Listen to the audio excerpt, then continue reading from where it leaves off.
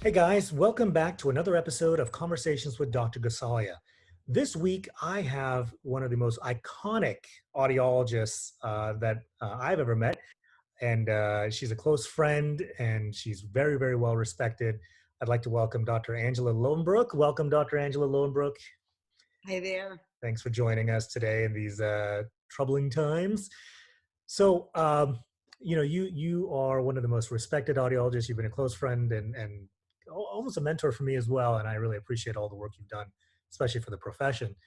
Let's talk about the profession. So, can you tell Okay. us how you got into audiology and why you pursued it? In a very, in a very roundabout, not very purposeful way. When I went to the University of Buffalo, and I was a freshman there in 1961. It was a very long time ago, and I was pre-med.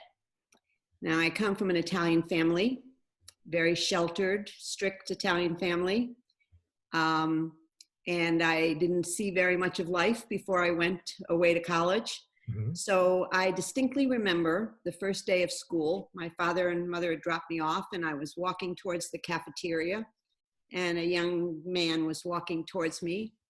And I looked at that guy and I thought, there are boys here. Number one. Number two, my father's not here. Number two. So I did not do a very good job as a student, having come from a high school where I had done a very good job, a very good student. And my freshman and sophomore years in college were not stellar years. And so the idea of pre-med kind of went away pretty quickly because I simply stopped studying an awful lot and actually lost a scholarship that I had Yeah. because I did not maintain a B+ average, which I was required to do those first 2 years. So, and then the second thing that happened in my sophomore year was that I met Grant, who is now my husband. And so I started, this is seriously how my thought process went. I started trying to think about, I had switched from pre-med to psychology. Okay. And then I started thinking, well, what am I going to do with a psychology degree when I graduate? I'm not going to be able to get a job. So a friend of mine said, you ought to think about speech therapy. She said, you can work in the public schools and then you get home at 3:00 and you're home for your husband when he gets home. Seriously, that's what Okay. she said to me. So I thought, I had no idea what a speech therapist did. I went over to the speech pathology department. I said, I've had a lifelong interest in communication, and I switched my major. So Wow. I actually graduated with a speech and hearing degree. Okay. My first 2 courses in audiology, I hated. I hated them. I was not happy. And I graduated and I got a job as a speech pathologist at a state hospital in New York. And while I was in that job, there was no audiologist there. So I did a little bit more audiology. And then I actually decided to go back and get a master's degree at Columbia in Okay. speech. During that master's degree, I had a lot of audiology courses with Ira Ventry. Not a lot of people remember him now, but he was a very prominent audiologist when I wrote a lot of textbooks, did a lot of research, very respected, was very active in ASHA at the time in the audiology part of it. And I had never had a teacher like that. I mean, he was just an incredible teacher and a wonderful role model for me. So when I was getting my master's degree, I went up to him and I said, I really have been loving audiology and I'm thinking about coming back and getting another master's degree. And he said, don't waste your time. Come back in the doctoral program. That's a much better idea. Amit, it changed. That sentence, I tell this story all the time. The sentence changed my life. It Wow. changed my notion of myself. And I was a fairly confident person, but that sentence from that man, Yeah. I had never thought of myself like that. And that sentence from that man changed everything. So I did. I went back into the doctoral program, and that's how I became an audiologist. I think from his courses, and actually from the first opportunities I had in that first job where I was a speech pathologist to go into the test booth and to interact with people in that way, it was magic to me from the very beginning. And I've been at it for a very long time. And I say this with great wonder and awe. I have never been bored one moment in my entire professional life. Never. I still feel the same sense of purpose when I go into the office now, and it's, you know, it's limited now.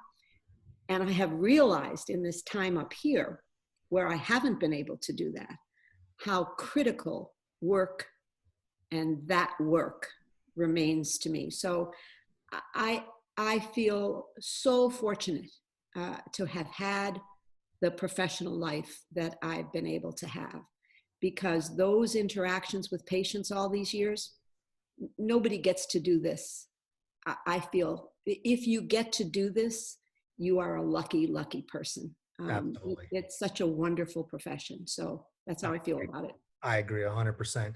And from that point, when you went into that doctoral program and you graduated and you finished your education, at least your didactic education, you started a private practice back in 1976 in New York, back when it probably wasn't very popular or very common to have a female I think I owned. was the first private practice in New York State, and I was certainly one of the very few women-owned Yeah, practices. But again, the origins of that practice were very casual. They were not well thought out.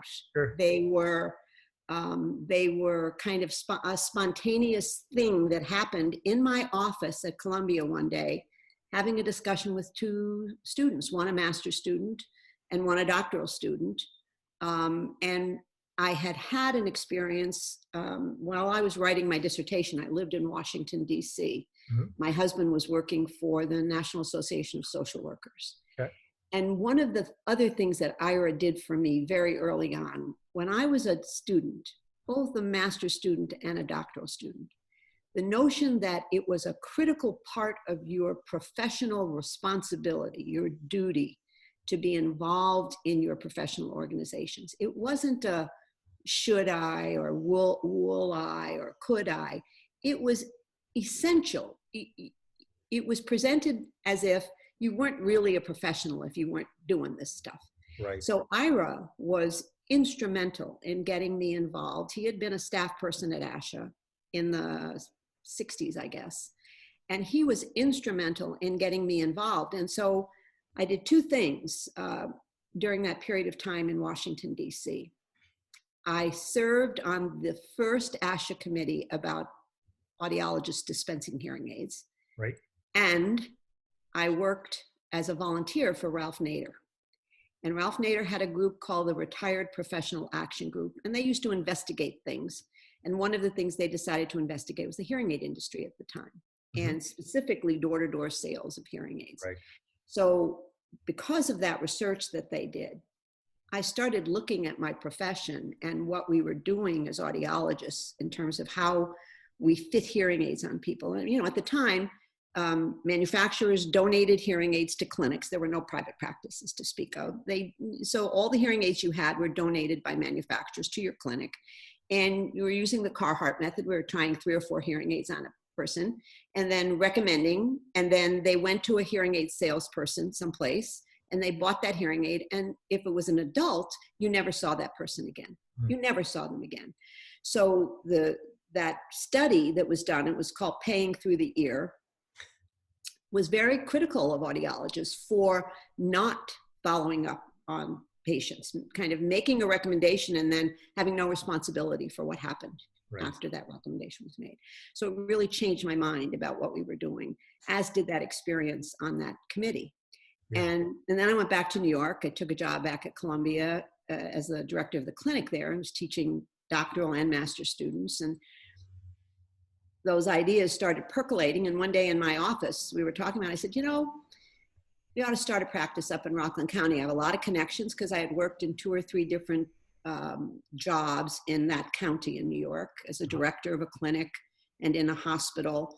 Had a lot of connections with the ENT people, good relationships with them. So that's how we decided to do it. We had $10,000.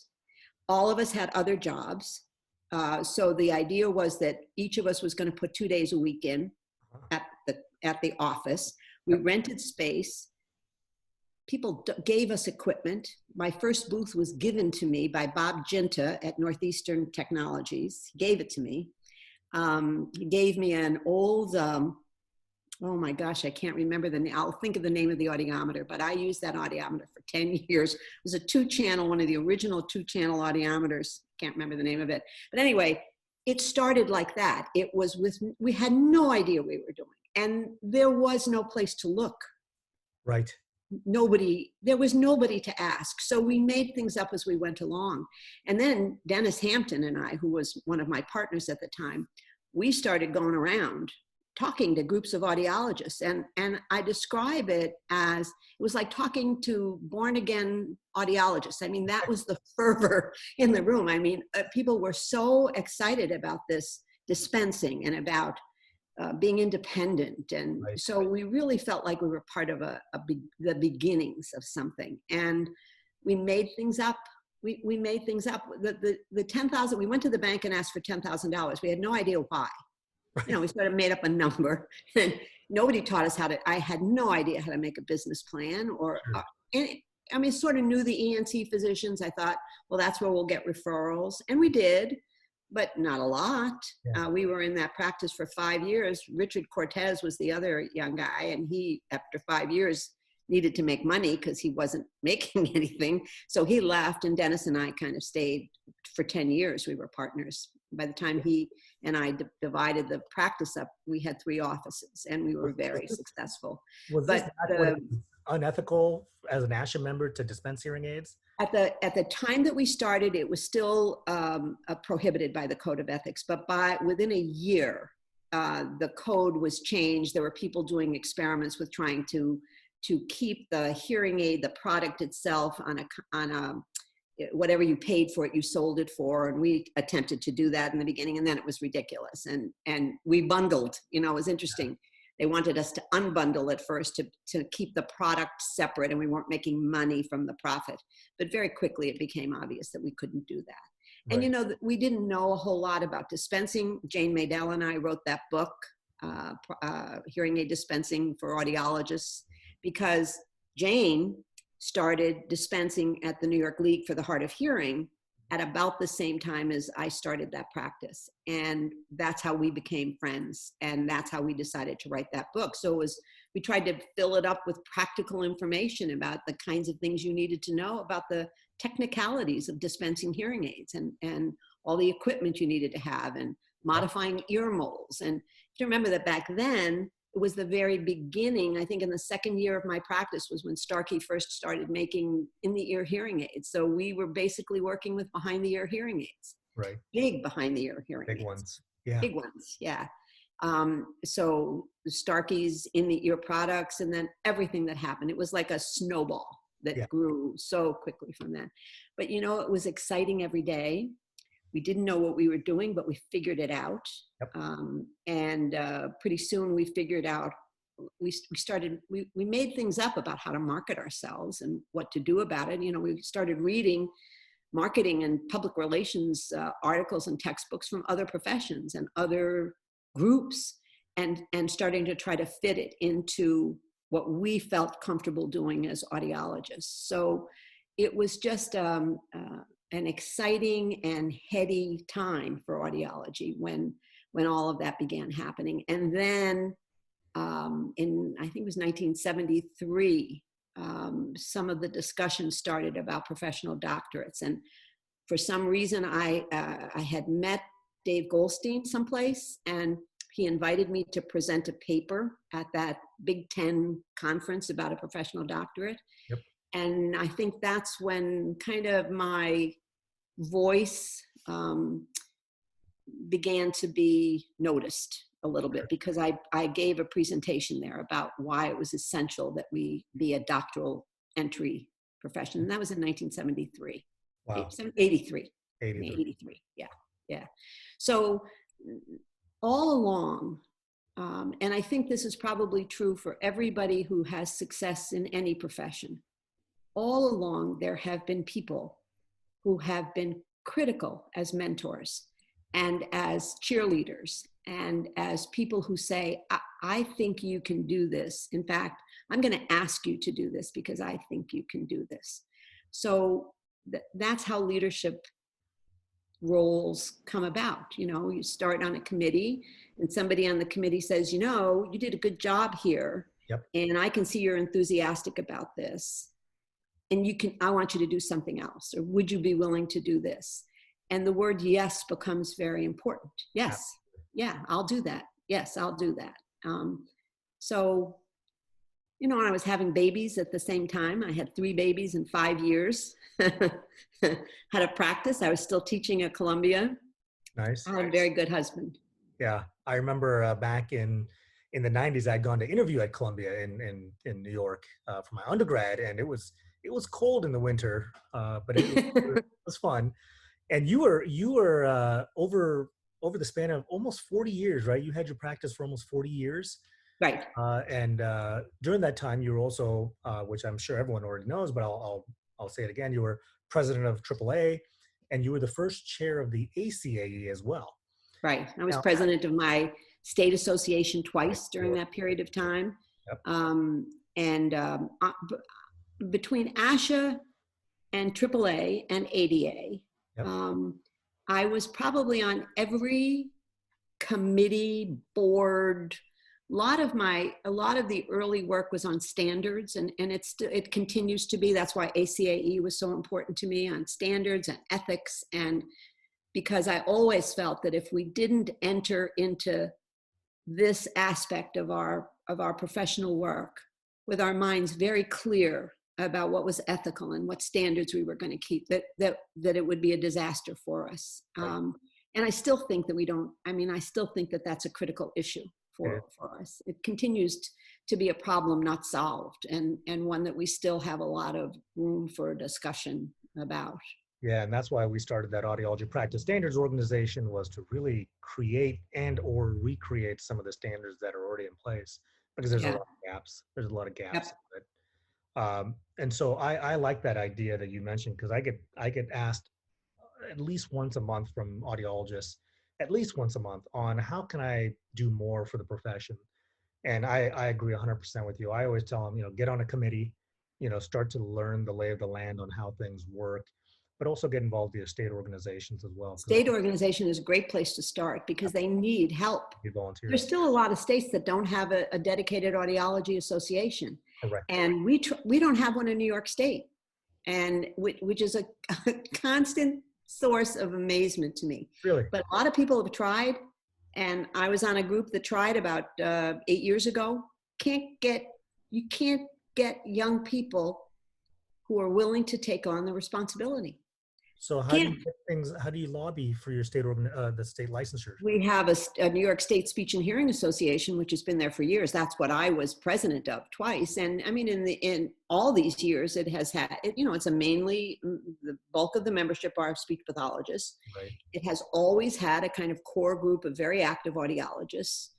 Sal Gutadoria, I know you know him.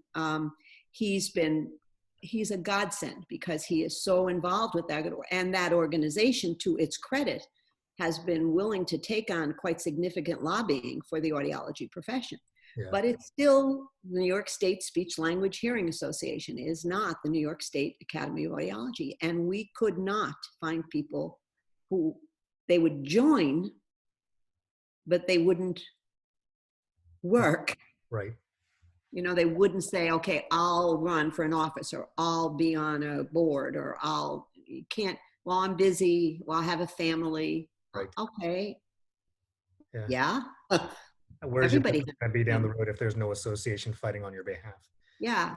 Well, exactly. If any of our audience is in New York, this is a great opportunity, a great time to start planning something. And I am more than happy to help in any way we can.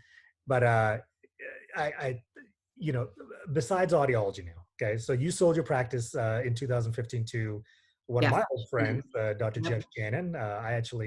My intro to Jeff was back when he was at Louisville.